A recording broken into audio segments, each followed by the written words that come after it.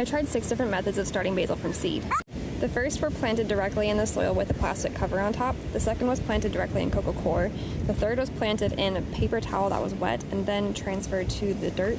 And then the fourth was direct in potting soil. Fifth was soaked for 6 to 12 hours and then put into the soil. And the sixth was soaked 6 to 12 hours and then planted in coco coir. I planted 8 of each seed and the results honestly surprised me. I made sure to keep all of the seeds and all of their mixes moist, but the ones that were the hardest to keep moist were the ones in the coco coir. And I honestly thought that the ones that were planted in coco coir would germinate the best because that's supposed to be a really good seed starting mix since it's very thin and light. But the seeds that were planted directly in coco coir were actually the ones that didn't germinate very well. I only had 1 or 2 that actually germinated, and I think it's because it was really hard for me to actually keep the coco coir moist while the other soil retained moisture better. Every single other method germinated 5 or 6 of the seeds out of the 8, so it doesn't really matter which method I use in the future. I'm just going to do the one that requires the least amount of effort.